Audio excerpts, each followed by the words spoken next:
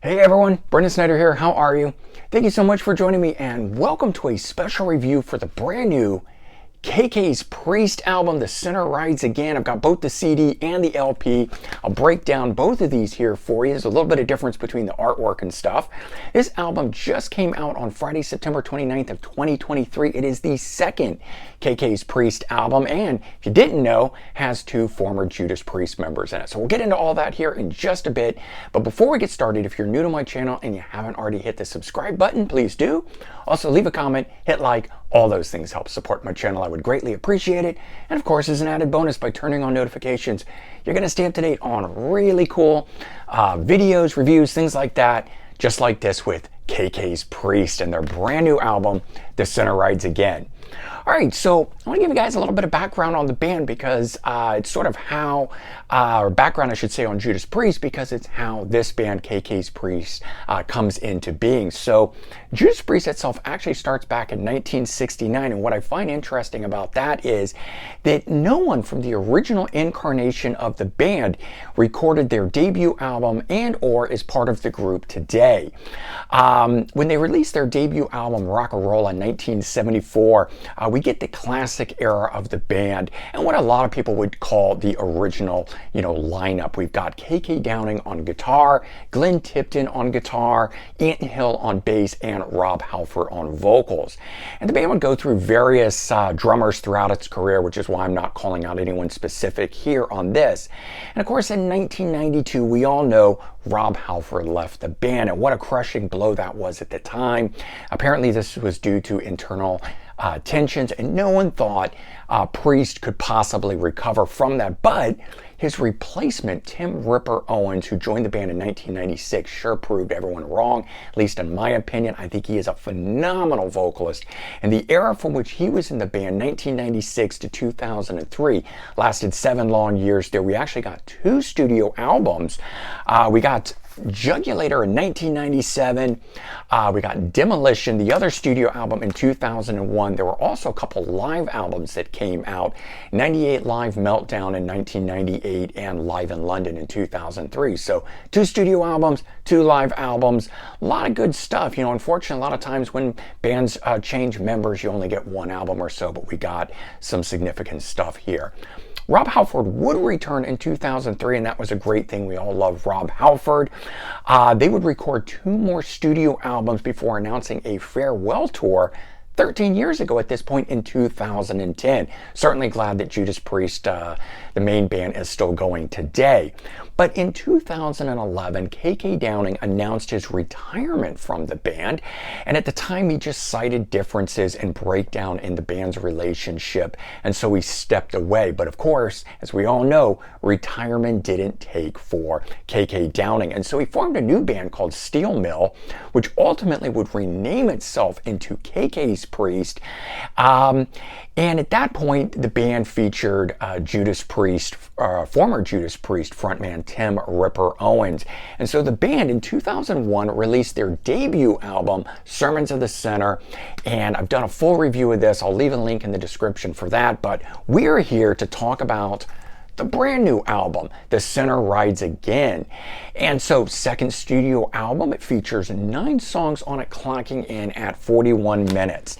And I'm sure that's all so it can fit on the LP nice and easy and they don't have to cram anything on. But 9 songs is a little bit of a bummer for me. 41 minutes is just a tad too short. I could have used, 2 more tracks on there, gotten up into the 55+ minute range. But I understand, just letting you guys know that we've only got 9 tracks on this. It does feature the same lineup as the previous album. Of course, we got KK Downing on guitar and Tim "Ripper" Owens on vocals. There's AJ Mills on guitar, who does an amazing job. Of course, if you've not heard the first album or you don't know this one yet, AJ Mills is an amazing guitar player and certainly a great foil to KK Downing. We also get Tony Newton on bass and Sean Elg on drums. And the band itself just continues to deliver some amazing fist-pumping metal on this thing here, like they did on the debut. but on the debut, where I felt there was a couple big standout tracks on there that at least really moved me, and I did like the album, I didn't feel that the album itself was overall a consistent listen. There were certain parts I liked better than other parts, kind of a thing. And this album here, The Sinner Rides Again, I feel this one here is a very consistent listen throughout. Every song stands out to me. It's really good. It's just a complete solid metal affair. First album seemed that the band was essentially trying to write songs in various Judas Priest styles and sort of trying to find their own identity and sort of appease all the different Judas Priest fans all at once. And while that was cool, because I did dig hearing some of my favorite styles of music that Judas Priest has recorded in over their career, as I said, I didn't feel it was a very consistent listen throughout. And like I said, I think they were still trying to find their identity a little bit here, but on this one here, while still very much in the vein of Judas Priest, I really think the band has come into their own. Of course, you know, when you've got key writer from Judas Priest, KK Downing, doing this, where he is now leading the charge here with this band, it's going to sound like Judas Priest, and I don't think there's anything wrong in that, so that's why I'm making huge references here to Judas Priest. The other thing in here is that we've got Tim Ripper Owens, who personally is one of my favorite metal singers, along with like Zach Stevens and John Oliva of Sabotage. Man, if those three guys ever made an album together, I think I would, lose my mind. But Tim Ripper Owens is a guy that I love everything that he does. And at 56, he has lost nothing in his vocals. Still sounding amazing on here. And of course, you add in the writing with KK Downing. You add in the guitar player, AJ Mills. And as I said, is a great foil, a great counterbalance to what KK Downing does. It sounds great. This is not the KK Downing solo show or even the Tim Ripper Owens solo show. Everyone stands out and does an amazing job on here. I really think these guys, had they put this band together years ago in the 80s, would have become a classic metal band. It's just that it's happening now and unfortunately doesn't really get the attention that it deserves. But let's talk about some of the standout songs on this album. Track number 2, Strike of the Viper. This one just kicks off with a classic Judas Priest style intro, then it immediately kicks in and chugs along with a very menacing style vocal from Tim Ripper Owens. I think there's some fantastic lead guitar work on here, a nice interplay between KK and AJ on here, and I like that they both have using the double letters of their name as opposed to calling Kenny instead of KK. So I just thought that was interesting. Track 4, I like this one too, One More Shot at Glory. I think this was the lead single off the album. It's another classic sounding track, so much so that actually when I first listened to it, I thought I had heard this song before. Of course, I just think that's actually a testament to how great the writing actually is on this album, and it just makes that much of an immediate impact on me, at least to stay with me, and perhaps it did with you too. Track number 6, which is the title track, The Sinner Rides Again, features those classic screams that, in my opinion, only Tim Ripper Owens can do, because even at this point, Rob Halford is struggling with it. He doesn't do it nearly as much as he used to, and certainly he's much older than Ripper, so I'm okay with that. I get that. It's no slight to Rob Halford. I still love him, but we can still get that amazing high-pitch operatic scream that Tim can do so well. And it's just a stellar track to be the title track. So, sometimes they pick a cool sounding song name that they wrote, but it's not necessarily a standout track. In this case, it is. And the last one I want to talk about is number 8, Pledge Your Soul, which is just simply a cool sounding song. It's got a great riff, some killer vocals on it. It provides a little bits of everything that I think make Judas Priest with KK Downing such an amazing band when they were together, that you're getting that all here in this. So let's go ahead and talk about the album itself. I'm going to start with the LP version of this. Just the art is so much bigger on it, and of course that's always a cool thing there. But you can really see just, you know, it's some classic style metal, both in the logo, in this, you know, guy riding this horse on fire kind of thing, or skeleton, whatever you want to call it. Back of it, it's got the tracks, the 9 songs there, of course, split into the 2 sides. And when we open this thing, we get all of the lyrics on here, and we get these individual, you know, figures and pieces of art along with that. And then for the inner sleeve, we get a blow up of the front cover on the skeleton type figure on it, and you get a little bit of a, you know, information there about recorded and production. Of course, a really great shot of the band. I also think it's cool that they got Tim Ripper Owens in the middle, KK's over to the side as opposed to the other way around. Just because it's KK's name, they're still putting him front and center, and I think he certainly deserves it, so that's a cool thing. The CD edition of it, of course, we get the same art. It's a little smaller. I'm a CD fanatic, so I'm totally okay with that.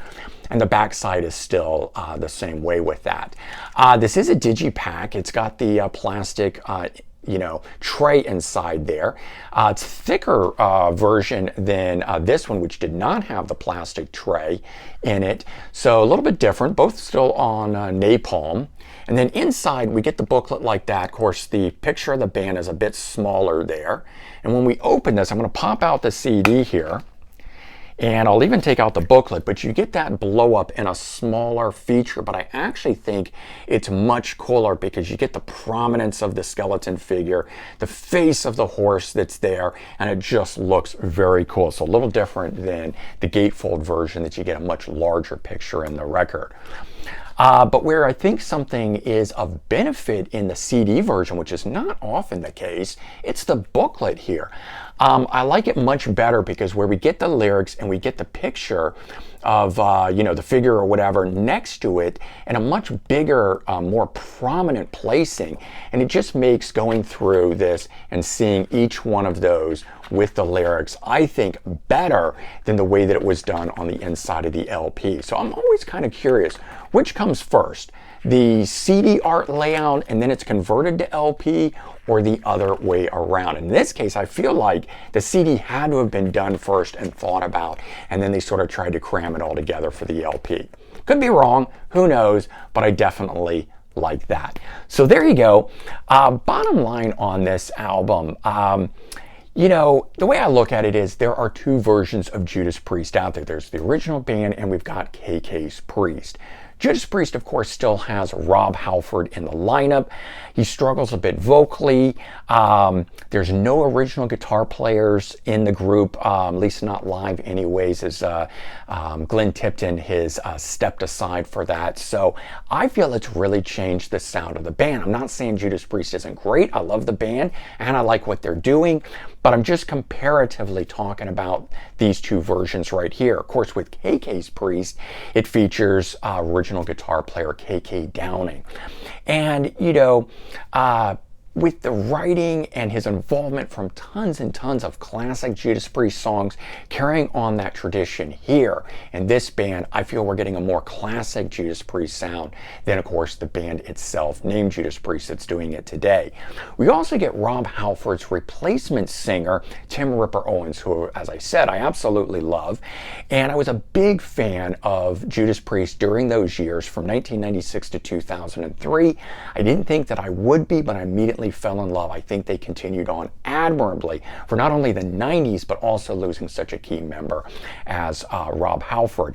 And in that, I believe KK's Priest picks up where they left off in 2003 when Halford came back in and, of course, Tim Ripper Owens was out. So they bring it screaming ahead 20 years into the future now with this classic metal sound that they're doing both on the first album and now this album here. And I just think that, you know, if you're a fan of metal, you're going to love this album. But if you're a fan of Judas Priest, you're going to love it even more. And I tell you to dig in and enjoy. I think this thing is going to be right up your alley. So there you go. That is the review for the brand new KK's Priest, The Sinner Rides Again album, which I said I think is fantastic. Let me know your thoughts on it, how you feel about it. Compare it to Judas Priest, don't compare it to Judas Priest, however you want to see it. I think it's all good. I think it stands, out on its own, but it's also worthy of standing next to the Judas Priest catalog. That's how I see it, at least. All right, everyone, take care, have a good one, and I'll talk to you real soon. Bye-bye.